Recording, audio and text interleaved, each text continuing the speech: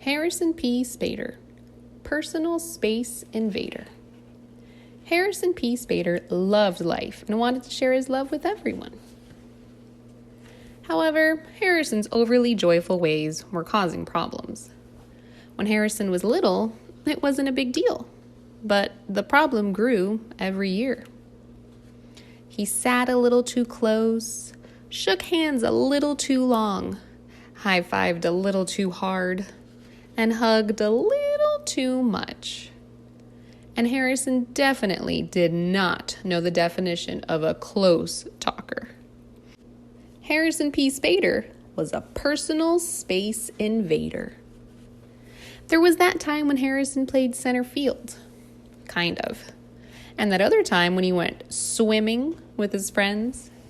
And who could forget the bus ride to the zoo or story time at the library? His family was used to being smothered in love. They were just that type of family. But after calls from teachers, coaches, and other parents, Harrison's dad knew he had to have a talk with Harrison. "Harrison, I hear you're having trouble staying in your own space," his dad said. "Not really. I don't need much space," Harrison replied. "But other people need their space," his dad reasoned. "When I was your age, my mom taught me something called the space saver," his dad said. "It's really simple. Arms out front, then out real wide. Now place your arms back by your sides. If you can do the space saver without touching anyone, you have left a good amount of space," his dad told him. Harrison and his dad practiced the space saver over and over and over. By the end of the night, the entire family was doing it.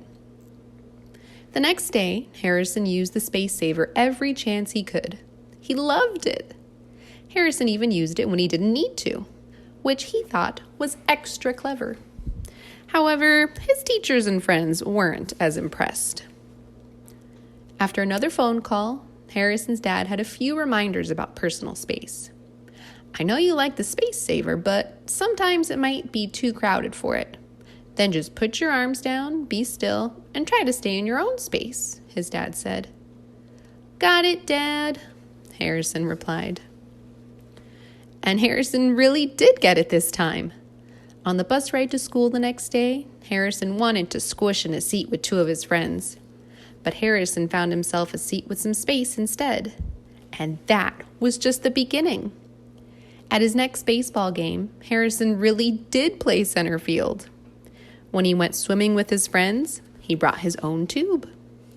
And during story time, he actually sat on his own mat and didn't move it closer to anyone. This took extra restraint for Harrison, but he did it. Harrison didn't get it right all of the time.